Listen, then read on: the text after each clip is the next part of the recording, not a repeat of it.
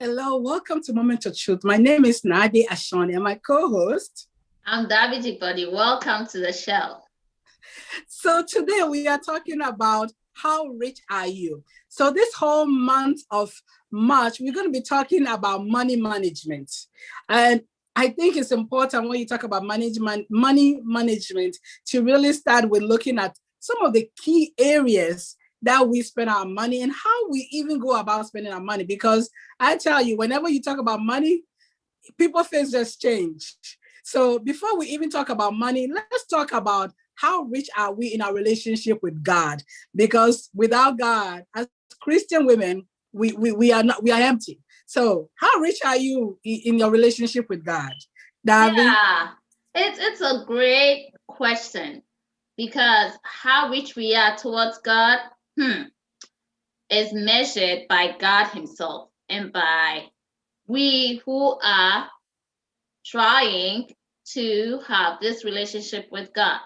So being rich towards God, I think just means that making God your priority, making God your priority. Like as a Christian, Jesus Christ should be your priority. And so when we say how rich are you towards God, like how important are the things of God to you? If you have to do something for God and you have to do something for yourself, which one are you going to pick? I think it plays in with when we say the Bible says you need to deny yourself, take up your cross, and follow me. I think that's what it means. So, how much you are able to deny for the sake of Christ, I think, is basically how rich we are towards God. And I think another thing we think about when we say, how rich are you towards God, is how willing you are to support the work of God, whether with finances or with your time, your energy, your talents. Sometimes people are quick to judge others because they think they are not doing something in particular, but everybody's situation is different, and God knows. He says, to whom much has been given, much is required. So of course, if, like, let's say you are battling with some form of condition, so you don't have enough energy to go out there and do things, God knows, but He knows what He has blessed you with that you can use to bless His work. So how rich you are towards God is a question that we will come back to before we end this show. So be thinking about it and put in the chat. Tell us what you think. How rich are you towards God? What does that bring to mind? I love that because most times there's always a saying when it comes to our relationship with God.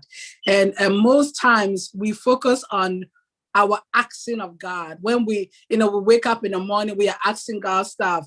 Thank you, God. And then we have a laundry list of stuff that we want God to do for us. And never on that laundry list does it start with what I'm going to do for God. We are living sacrifice. What are you sacrificing for God? He has given you 24 hours as a present. What even when people having their quiet time, you ask them, have you have your quiet time? Have you read your Bible today? And there's this silent, like a dead silent that, you don't even know what to do. But how rich you are towards God is definitely important. There's a saying, the Church of Methodist has a saying, they say, look, they have it in Ghana, meaning that, look, do God's work and yours will prosper. So it is imperative that you do the work of God and God will bless you. I always tell the youth that, whenever you ask them something to do something for the church, oh, I'm too busy.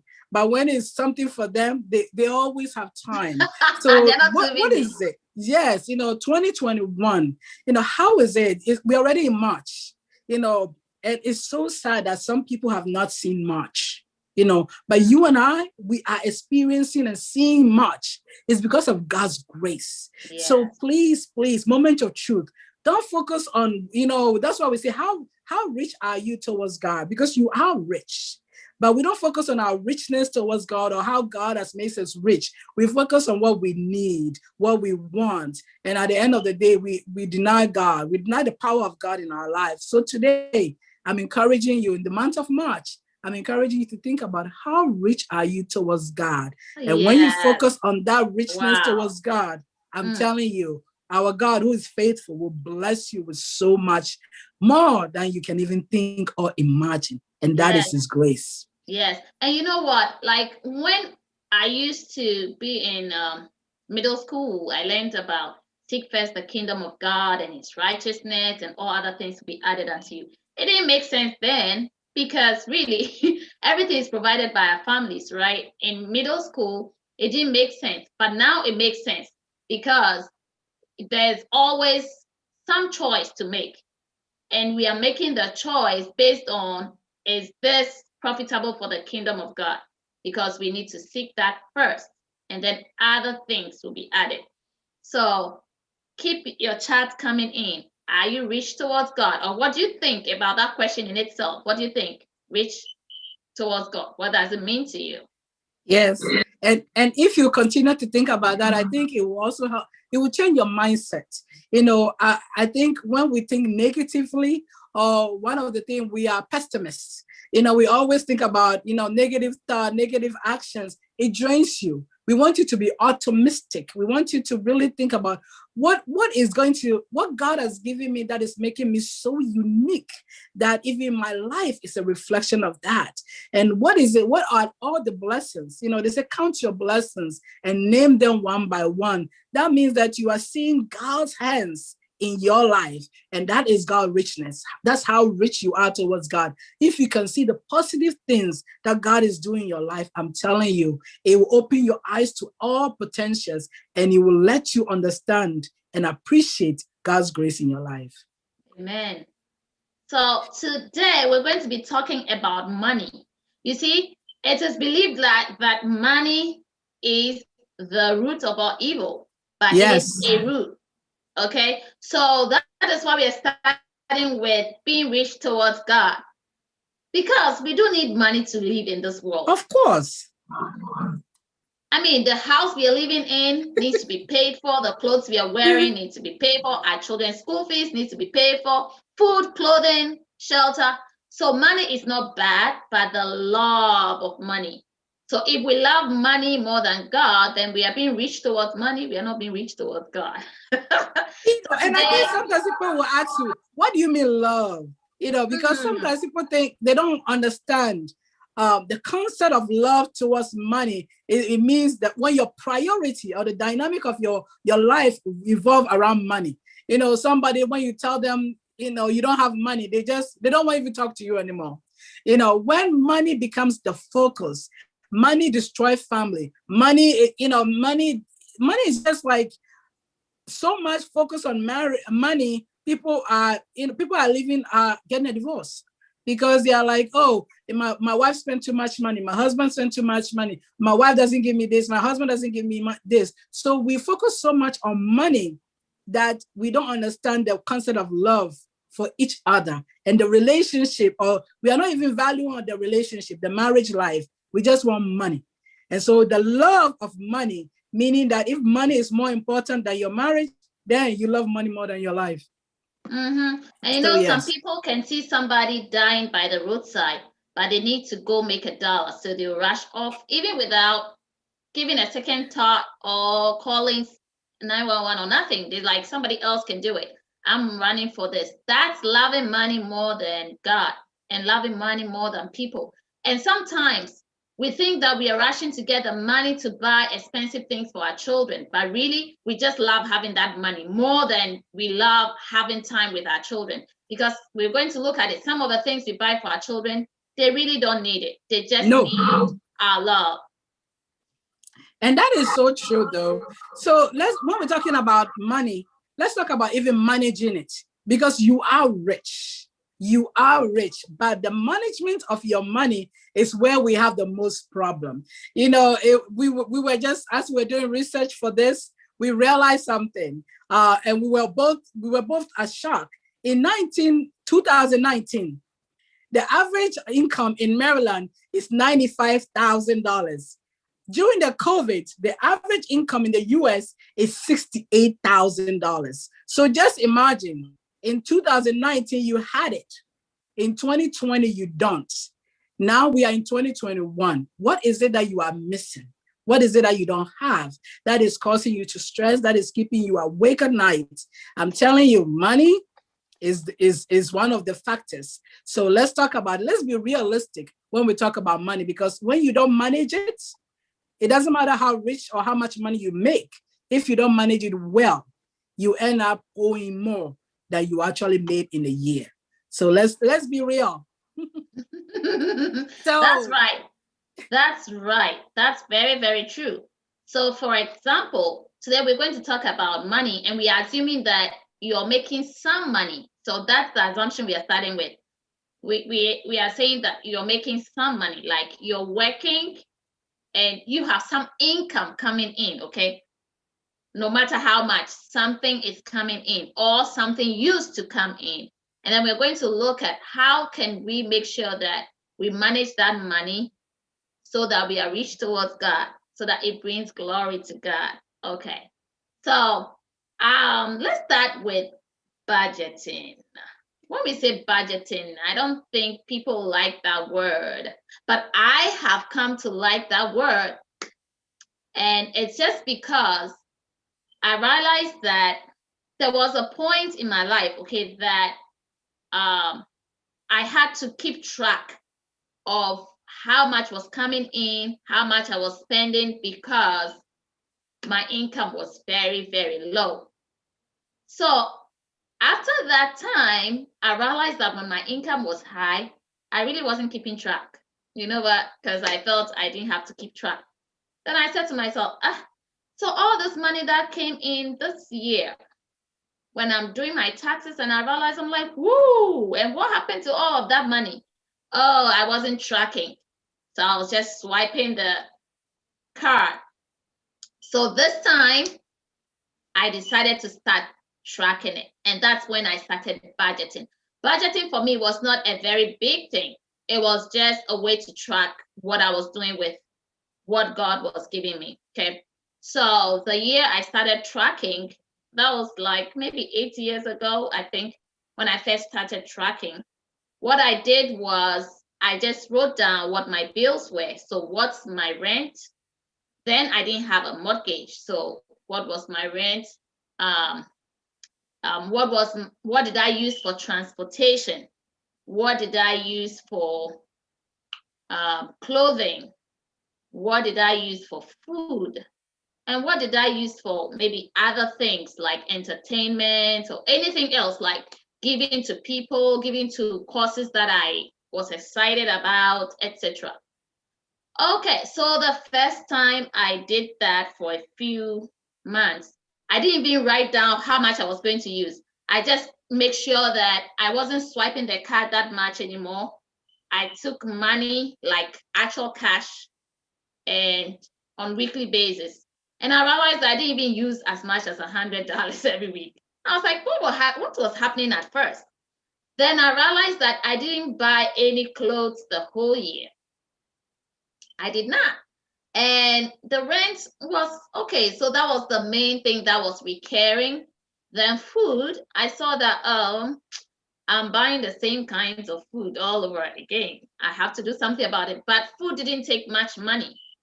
Then I looked and I saw that, oh, what took much money was giving $20 to this person, meeting that person, giving $10, that is what actually was taking much of the money.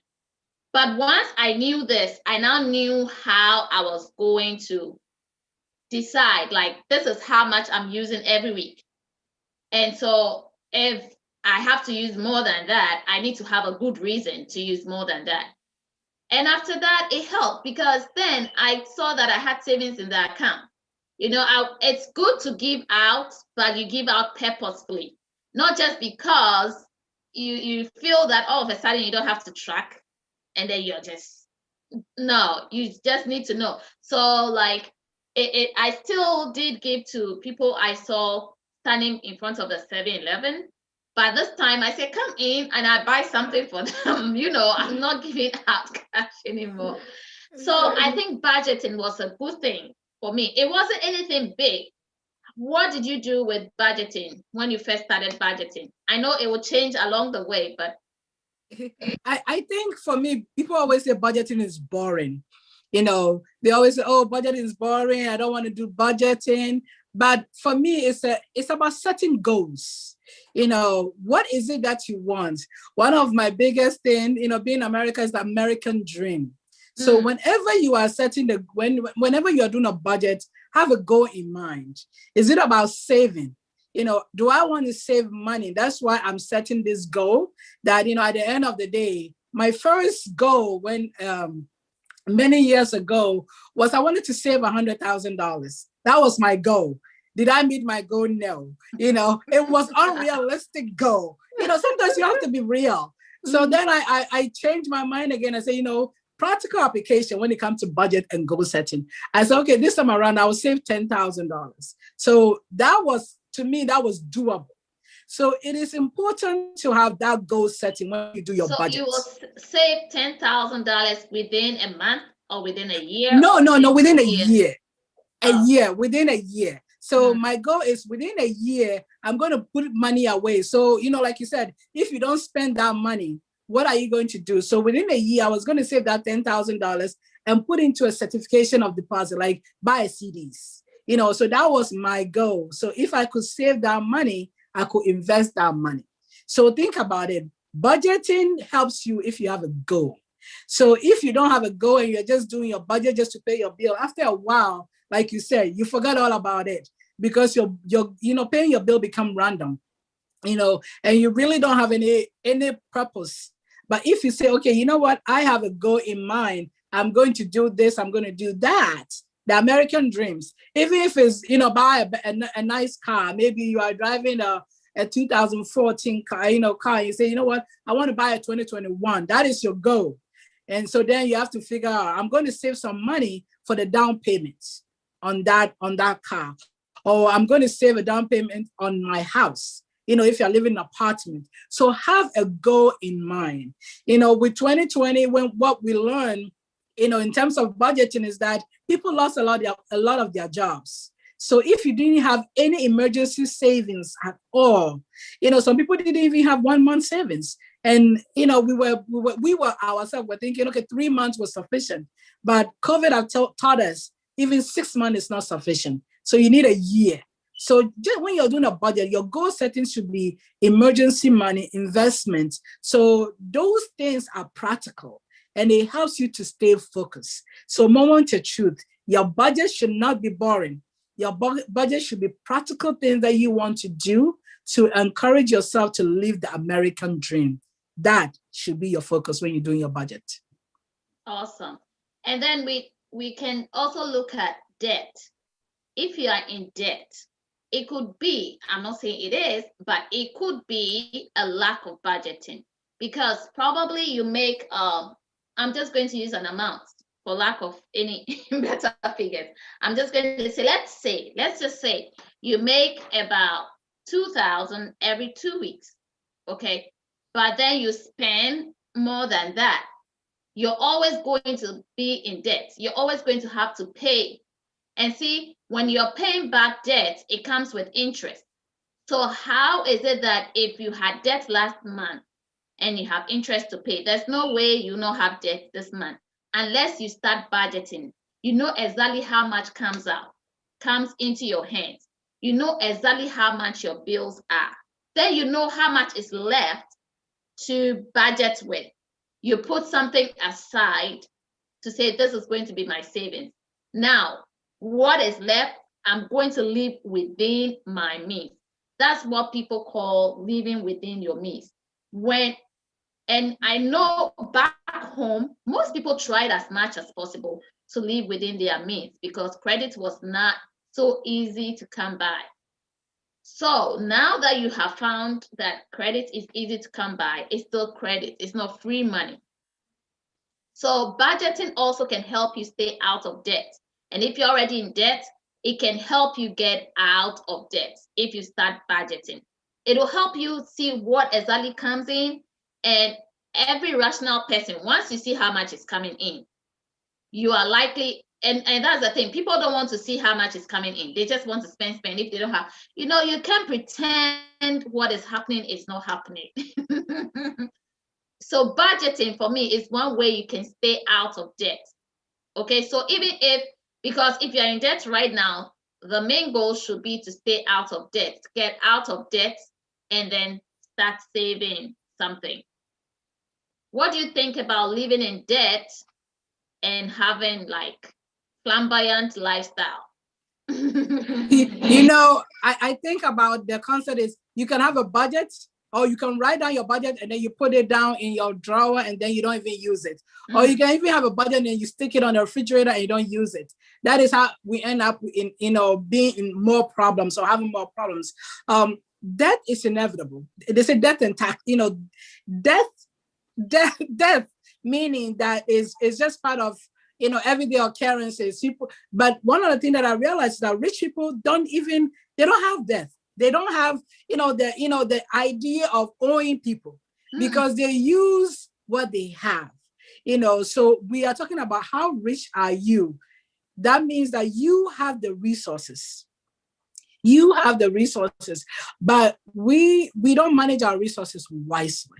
So you can have that $2,000 that David Igbode is talking about, and your rent is $1,000, but at the end of the day, you didn't even pay your rent. Or you understand what I mean? Because you spend it, so restaurant, you did this, you went shopping, and then you are 2-3 months behind on your rent. And then you are being harassed by the people and everybody else. Your phone is ringing off the hook. Why? Because of budget. So if you sat down and you wrote down everything that you need, and you are using that budget, I'm telling you, it helps a lot. In our community, budgeting is not something that we are familiar with. It's not a word that we are familiar with. But today, a moment or two, I want you to be familiar with that word. And I want you to really look at it because it's individual based. When it comes to budgeting, it's individual based, because the average household money doesn't mean my average household money is the same thing as Davi household money. And, Davi expenditure is not my expenditure. So you need to really be practical. You need to be practical. And like Davi is saying, flamboyant expenses is not needed. You cannot compare the Jones. So the Jones bought a new car in 2021 and you just lost your job in 2020. Do you think you'll be able to buy a new car in 2021? Be realistic. That credit card that came through the mail and they're telling you that you have, a new limit. Do you really need that credit card? You don't. So those are the things that we talk about when you talk about, setting yourself up in terms of the budget. If I have a budget, I'm sticking to my budget. I'm telling you, have a peace of mind, most importantly, and secondly, you are able to save money. You're able to save money.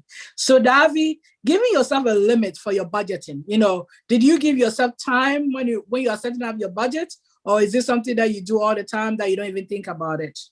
So since I started budgeting, I just know every month how much I want to save. I know how much will go into bills, and I know how much is left to do some good out of and to have some fun with. So that way, it's like if this week I spend more than I should, I know that I have to maybe squeeze next week out of that. So it's like with time, it just became natural. As soon as my income comes in, I know how much is going for side. I know how much is going into my savings, and I know how much the rest of the bills are. And the very first time I got in a house, I was like, oh, that's too much money going. But now I've gotten used to that too, So it's just that sometimes we want to keep up appearances. And that's the thing. If you are one who is very interested in appearing as something, then you're going to have issues. That's where you need to pray to God to help you. Because the people you're trying so hard to impress really are not impressed. Okay, nobody's looking. It's you thinking that everybody's looking. No, nobody's impressed. So don't go around trying to impress other people. I know people back home in Ghana. I knew somebody who wore a new dress to church every Sunday. It was her thing. How did I know? Because my sister is a designer. She designs this lady's clothes, okay?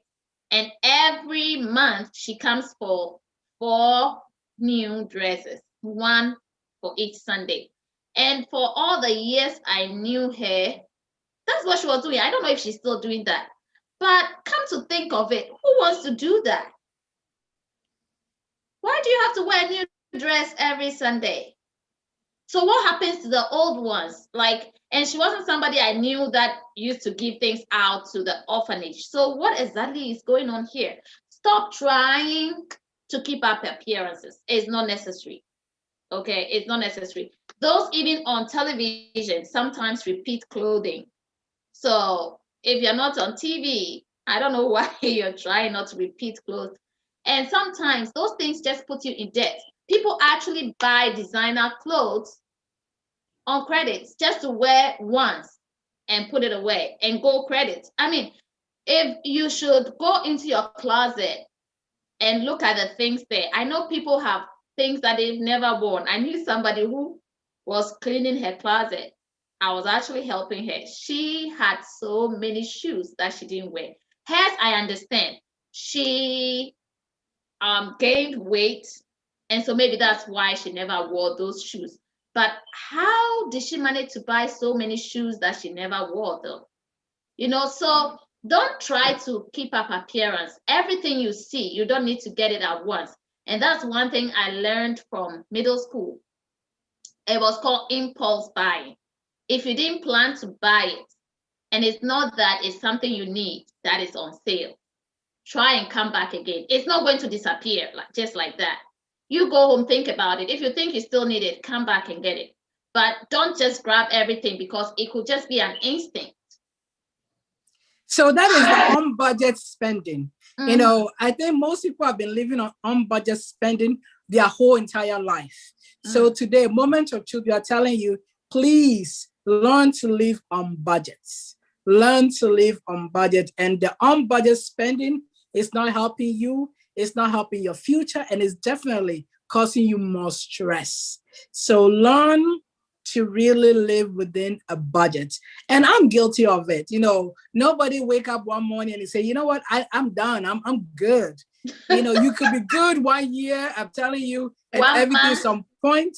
And then the next month and the next month, and it becomes a vicious cycle. And the next thing you know, a whole year has gone by and you haven't even, you know, budget anything, or you haven't lived within your budget. And it's not healthy. You know, when we talk about being rich, how rich are you? We really want you to look at your expenditure and really track it. So remember, your budgeting helps you to stay focused. Now, tracking your expenses, that is another way to manage your money. You know, David talked about the mortgage. You know, when you live in an apartment, the apartment money is not the same thing as living in your own house and having a mortgage. And the apartment could be everything is inclusive. Meaning that even if you're paying $1,000 or $1,000, whatever you are paying, it could be including the electricity, the water, or whatever it could be. But then when you live in your own house, it's different. Now you have to worry about the water bill, the electricity bill, the phone bill, you know, what do you call it? Fixing the maintenance. Renovation, Maintenance, renovation, something breaks down. Yes. You know, the plumbing is not working. You call the plumber. You know, if you live in an apartment, the plumbing is not working. You call the maintenance people with the management, and management will come and fix it. But when you live in your own house, you don't have that. You know, the heating is messed up. You have to fix it. You know, this past year, I learned, last year we had to change our heating system. You know, then this past week, we have to change something else in the house. The older your house is, the more problem you have. So it is important when you think about budgeting, unbudgeted, and tracking your expenses, it is important to see where is it that you are. So today is March. It's March 4th. What is it? What are your expenses? You know, sometimes it's important to look at your expenses. Is your expenses mortgage, telephone, car notes, you know, water bill, whatever it is, put down your expenses. So when you put down your expenses and then you put down how much money you are coming in, that will help you with your budgets. So if you can't track your expenses and you don't know how much money you are making and how much is going out, we have a problem. So moment of truth, we are trying to help ourselves so that we deal with some of our own issues. This doesn't mean that you need a third party or fourth party. It's just between you and your spouse or whoever it is, or it could just be you, meaning if you're single, you and God. You and God, and just being real, thankful for, God has given you a job. Some people have lost their job in 2020. You still have your job, you have your income coming in, but you are not managing that money well. So it's between you and God, sitting down there and say, you know what, God, this is how much money you gave me this year. And last year, whatever, this month, I just want to make sure that I'm really being truthful to you, but I'm also keeping down my expenses and tracking down. That is important. Yeah. Thank you, Na. And about the house, it's good you did mention the mortgage, because so remember, everything has its positives and its negatives. So Na is not saying that being in a house is extra expensive, so you shouldn't go for it. What she's saying is that if you do not budget, it will make it stressful for you. Because the good side about having a house is when you sell it, you get a whole lot of money back. Okay, that you put in, you get it back. But when you're moving out of an apartment, you move with your empty hands. Whatever you have paid is gone, okay? You're taking nothing. So it's an investment, but it's an investment that you need to plan for, be ready for, budget for, so that it doesn't become too stressful for you. Because remember, if you're in a house and you allow it to fall apart, when you're selling it, you're not going to get much for it, okay? So that's a discipline that will help you help your pets. And then remember, if you did not lose your job during the crisis, this coronavirus crisis, COVID-19 crisis, if you did not, we thank God, and we are hoping that this session we are having together will make you think again about ways that you can budget. If you did lose your job, we sympathize with you. And our prayer is that by now, I'm sure you've realized that there are so many things that you could have cut down in terms of expenses that were really not necessary. Because those few months that you lost your job, I'm sure you cut down, you scaled down what your needs actually are. Okay, so my thing is, when our jobs pick back up, when you get your job back up, you have a good job. Remember this budget that you were living on right now and see if you can maintain it, because then you can really save a whole lot of money if you can maintain this budget. I think this is a time that helps us to know exactly what our needs are and what our wants are. Yesterday I was in a meeting and somebody was saying, see, I need clothes. That is true. But if I think that I actually need, let's say I need shoes, and instead of me just going to get shoes, I have in mind that I need to buy designer shoes because I need shoes, then I'm getting my priorities wrong. I need shoes doesn't mean I need it to be designer shoes. It can just be regular shoes. Shoes are shoes. You see, so I'm thinking that this is a time when we had the opportunity to look back and see how much we were wasting. Let's not forget too quickly once we are back on our feet. Let's not forget, because it's a good thing for us to keep to budget. Now I'm sure you're thinking about how you could have saved all the years past. You've thought about the things, how much you've just wasted. Don't let that just vanish from your head as soon as all of this is over. You need to take it into account and see how you can just scale down your spending so that you can save against a rainy day. When we talk about budgeting, we're talking about recurring bills. The recurring bills is your mortgage or your rent, your electricity bill, your water bill. Those are recurring bills. Transportation.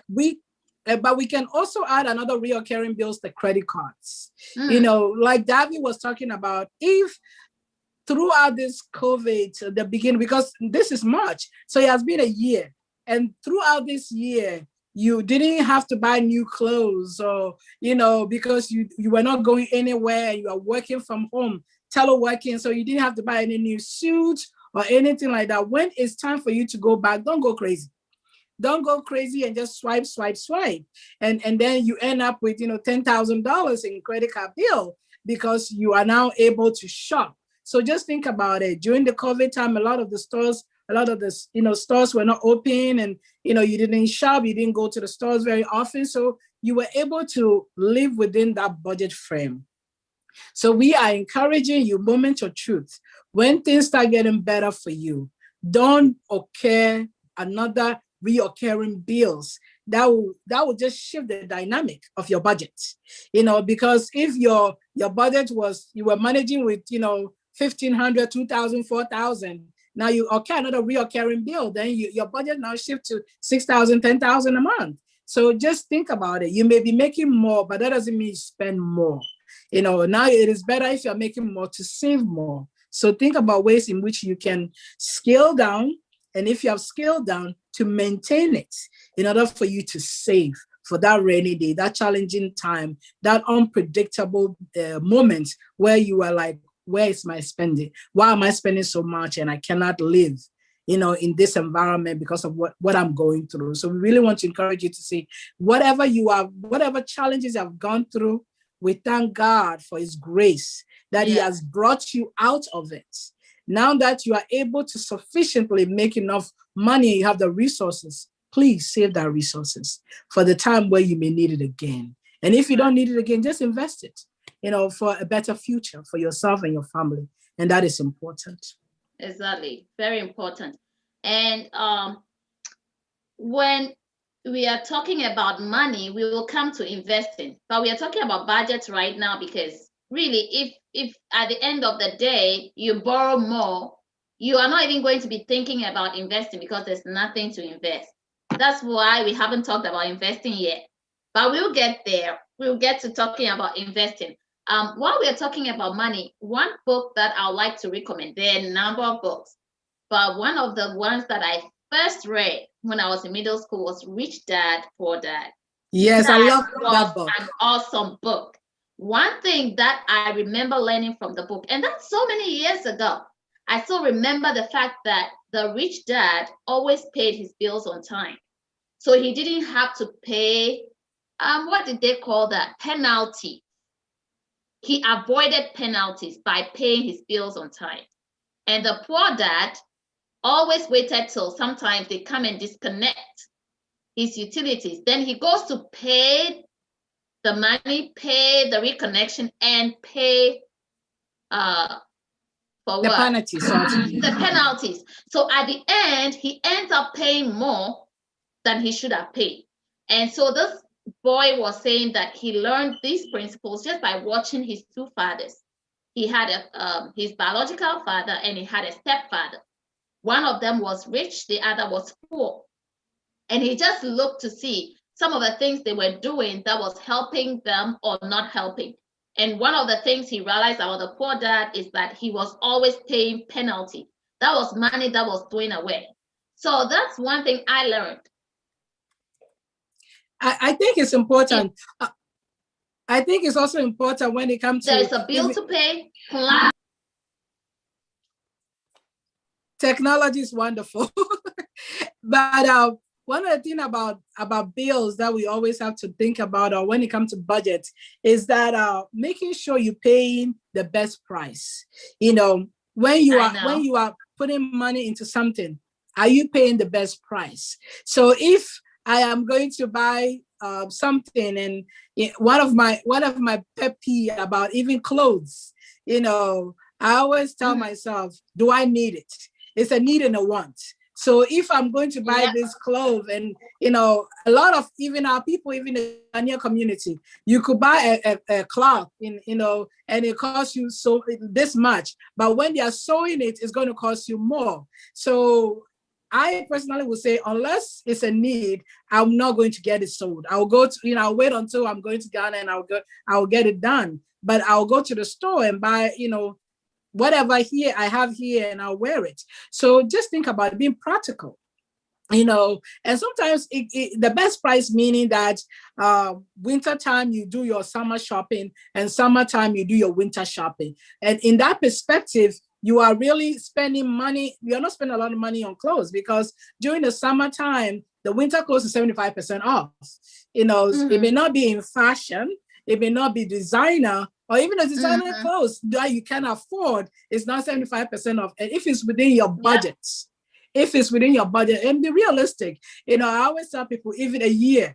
So let's just say this year you said, okay, I'm going to spend, $1,000 on clothes. Just remember that we have 4 seasons. So if you are buying all winter stuff and you spend $1,000 already, when summer comes, you don't have summer clothes, you are going to be hurting. So just think about it when you are even shopping, and even your children, the same way, the kids grow out of stuff. So don't buy them too much of one thing, and then the next thing they are grown out of it, and their shoe is too tight, their clothes is too small, and they are forcing themselves to put it on. They are uncomfortable. So think about it, budget it, and be realistic. And the same thing, even in your household, your laundry, your bath sheets, whatever it is. It's like, oh, I'm going to buy a new bed sheet. Don't buy a new bed sheet every time. But at least have a couple of bed sheets so that way you can change it. So that way, you don't use the same and then it run out. But that's the price, paying the best price. Don't buy the bed sheet when it's expensive. Don't buy household appliances when it's expensive.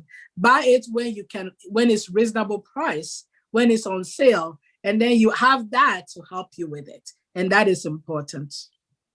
I know some people do not like thrift stores. I think that what you get from thrift store depends on what it is that you're using for. There are some things that you should not get from thrift store, but there are things that you can get from thrift store.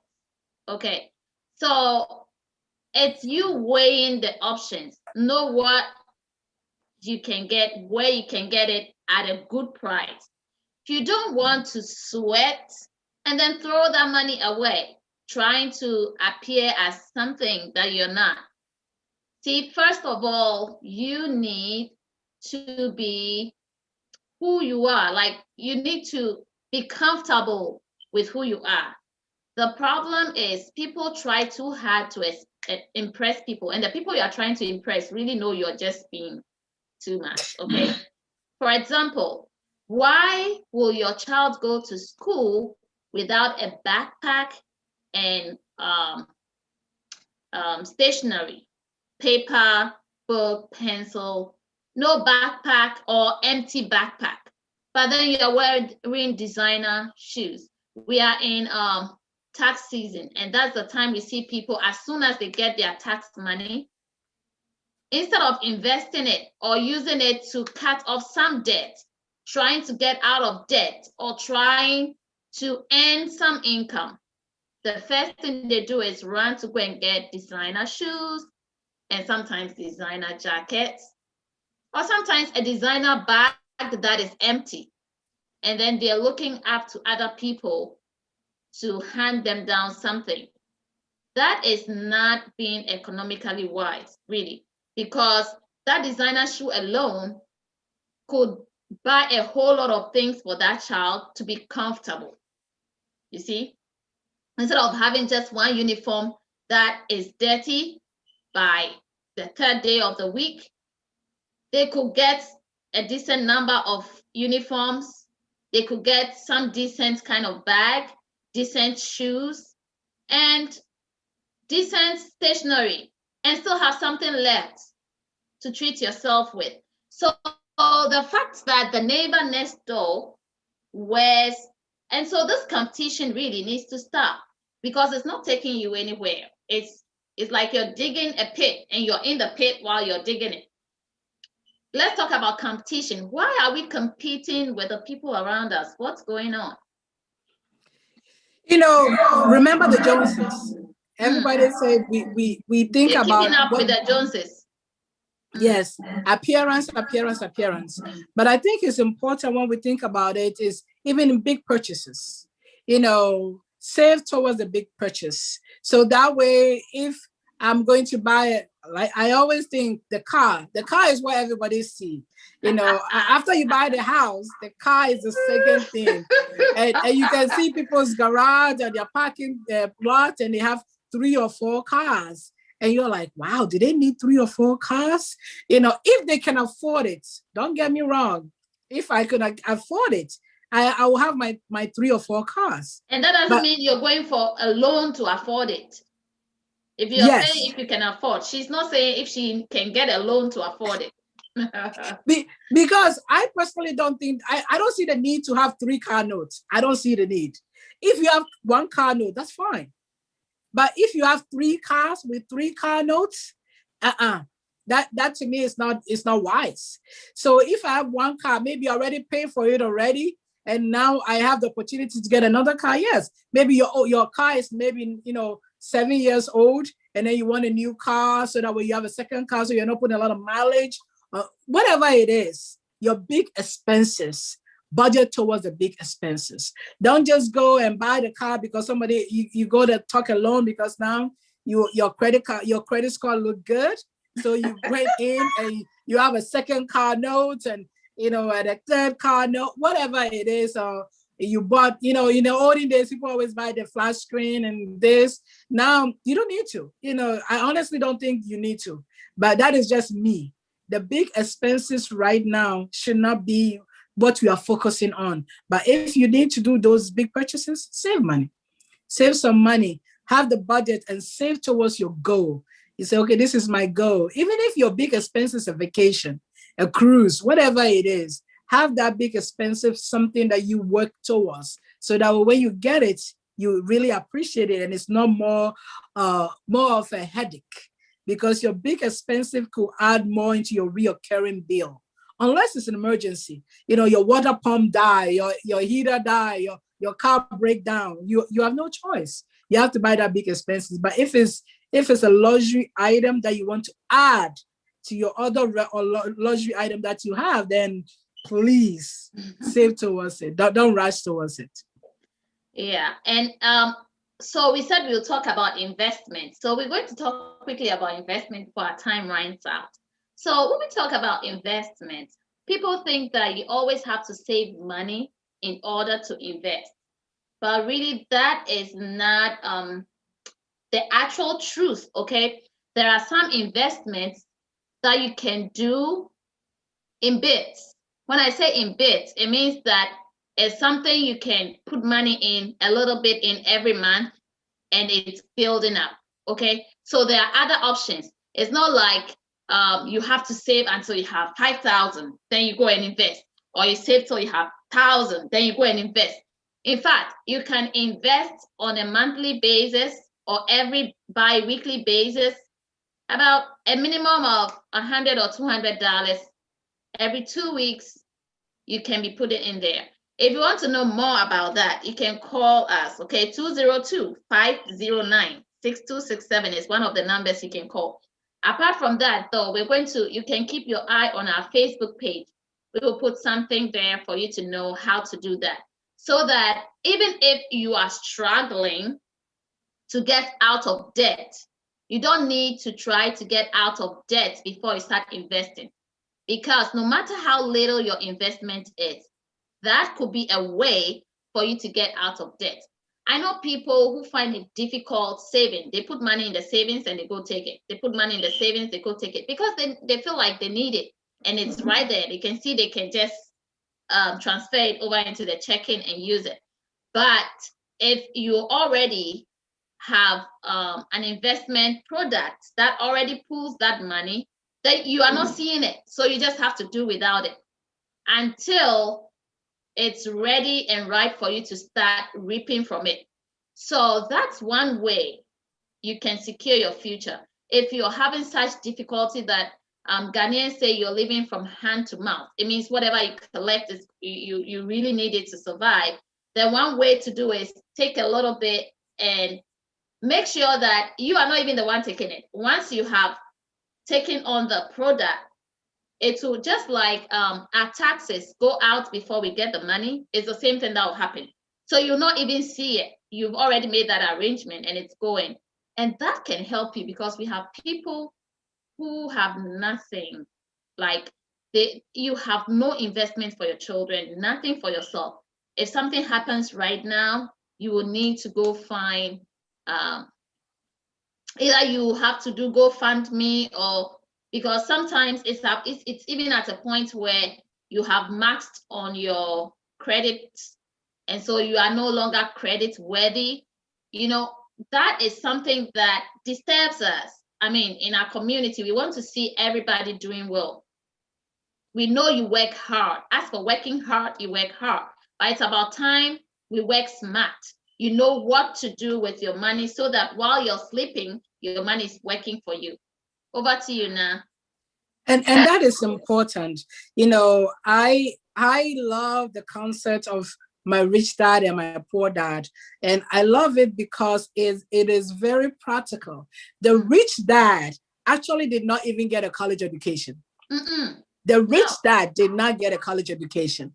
The poor dad, who happened to be an educator, a teacher, is the one who is struggling. Yeah. So it helps me and you to understand that, money management is not something that is taught in the schools. We don't have budget 101 in the school system. That I will tell you, it's not a degree that if your finances, is not about budgeting per se. So it is something that is needed, but it's not something that we talk about or address. So when we are talking this month, we're really talking about money management, or how rich we are, or how rich you are, is because we think it's practical. It is a need. I know I need it, and I hope that you also know that you need it, because there's a saying, you cannot drink I cannot drink your medicine, and you cannot drink my medicine also, but we can help each other. And when it comes to managing our money or managing our resources, the only way we can help each other is by talking about it.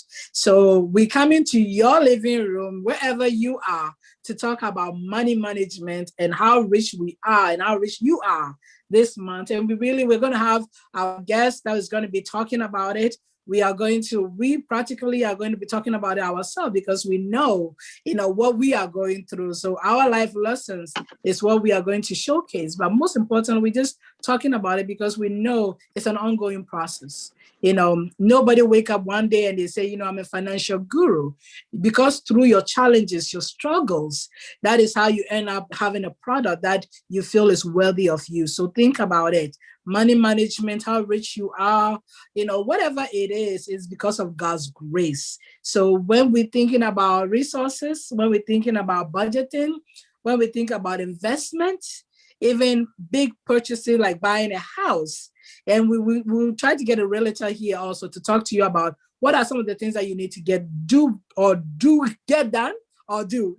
Sometimes you think, I've done this already. How come I still don't get the realtor who is going to get me the house? And sometimes it's not just the realtor who's going to get you the house. It's just certain things that you need to do to be ready. And then when the realtor come in, you are ready. And then all you have to do is look at the house, choose your dream home, and then sign the paperwork. But if you are financially not ready, the realtor will come in. The financial people will come in. They're like, no, we are not going to invest in you. And then you feel all depressed over it. So we really want you to be ready and financially wise. And so how rich you are is because of God's grace and mercy. Yeah. So Davi? Yes, thank you so much. So if you are home, in your office, in your car, wherever you are and you're hearing our voices, remember to like, share, and subscribe. One thing is, right now, I'm glad that we've gone past the stage where people think when you're talking about money, then you're committing a sin or a crime, because we all know that the Bible says a good man leaves an inheritance to his children's children.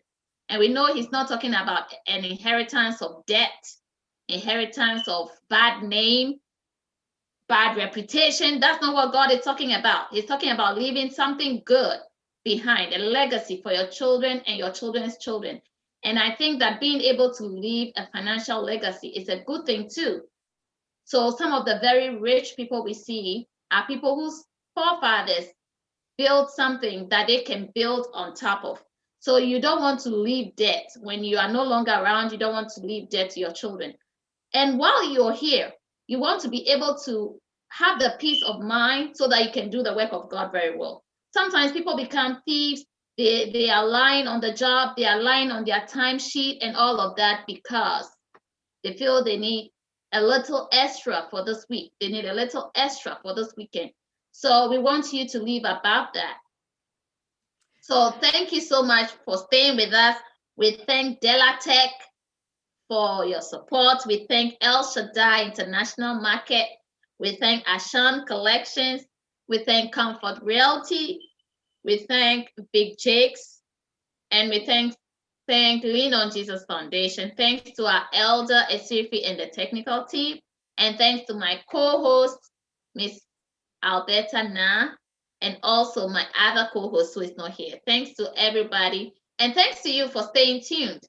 We know that will be a blessing to you this month also. And so bring somebody along, same time, next Thursday, 7 p.m. Thank you so much, Davi. And as we're talking about finance and money management, don't forget to file your tax. You know, we talk about don't spend the money, but file your tax, because that is something that you don't want to owe the IRS. When they chase after you, there are penalties. And so then you owe money and now you have to pay more money to get out of that. So think about it. You don't want to owe the IRS, you know, but we really want to make sure that, you know, whenever you get opportunity, go take your 1040 or whatever it is and go file your taxes. So that way, that will be one less worry that you have to worry about. And that money you can also spend on investing or paying your bills. If you end up with money, if you owe, make a budget plan and pay them. You know, if you owe the IRS money, make a budget plan and pay them. You don't want to owe them every year and they end up getting interest upon interest. I'm telling you, it is not a good feeling. So please, moment of truth.